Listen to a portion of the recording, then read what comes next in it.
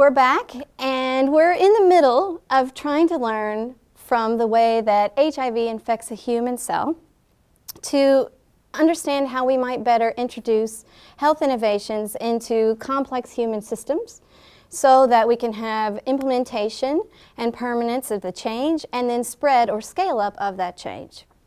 We've already gone through a couple of steps of the virus life cycle and then pulled out some lessons that we can learn that might apply, or we think do apply, to the introduction of innovations into human systems. So now we're going to go on to a few additional steps of what we call the virus life cycle. So we have this viral DNA that has some changes that have been introduced. But I have again portrayed the cell as fairly passive here, when in fact that's not the case. Human cells, over evolutionary time, have evolved lots of mechanisms to resist this kind of change. And in fact, resistance to change is very much a feature of a human cell that has evolved to maintain the status quo. So these are some of the thousands and thousands of proteins that I mentioned are made by the 20,000 human genes in a human cell. So one of these proteins tries to block the change from viral RNA to viral DNA. So you'll remember this is about making the message accessible. But there is a cellular protein that tries to keep this from happening. HIV has also evolved to counter this cellular mechanism. And in fact, what this virus does is it uses one of its own proteins to tag the human resistance protein and trick the cell into thinking that that protein is trash. So the human cell has mechanisms for getting rid of things it doesn't need. HIV tricks the cell into taking this resistance protein, chopping it up into pieces, and throwing it away. A couple of important features of this. You'll remember that HIV has 9 genes. That's not very many. Here we wrote that. One of those genes is devoted to overcoming this resistance. So that's a major component of the genetic material that this virus uses and keeps for itself. And that's one major lesson for us as we think about trying to change an existing system that has evolved to maintain the status quo. So introducing an innovation into a system involves encountering resistance somewhere in the system, and it may just be something as simple as people saying, we don't do things like that around here. And in fact, in health innovations, for example, breastfeeding in Brazil, that's another kind of health innovation that's been quite successful. And yet there was a lot of initial resistance. Women didn't really do exclusive breastfeeding of their babies.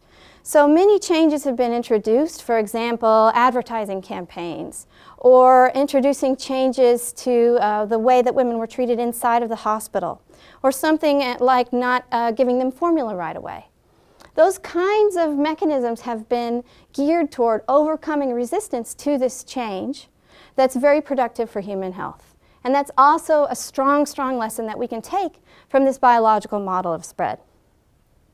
So lots going on here. What's next? Well, HIV has overcome resistance, so this is now gone.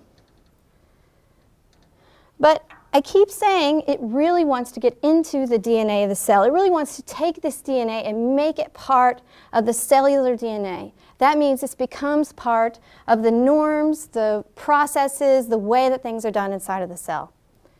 So the virus uses one of its own proteins to bring its DNA inside of the cellular, this is the human nucleus, and actually insert its DNA into the human double-stranded DNA inside of the cell. This process is called integration. Once the viral DNA has integrated into the human cellular DNA, the cell is infected forever, that virus is there forever, and it's really not new anymore. This has now become part of what this cell understands to be part of itself, and it makes proteins to make more virus throughout the rest of its lifetime. So that's the next step we can take, is to integrate.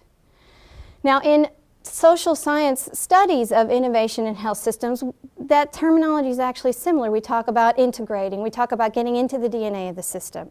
What does that mean? That really means that something that was once new is now part of the norms of the system. This is something that we do this around here. We do exclusive breastfeeding.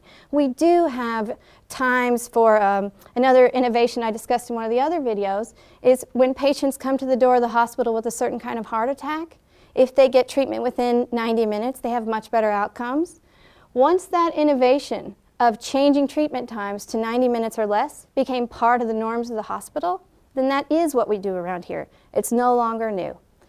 So far we've gone through these 4 steps, taking lessons from the way that HIV makes itself a permanent part of a cell to try to understand better how we can implement health innovations in human systems. You'll notice that I haven't really talked yet at all about how HIV spreads to other systems. In the next video, I'll go through in some detail how HIV spreads and then summarize what we think we can learn from this biological model of going viral and spreading something new in an existing system.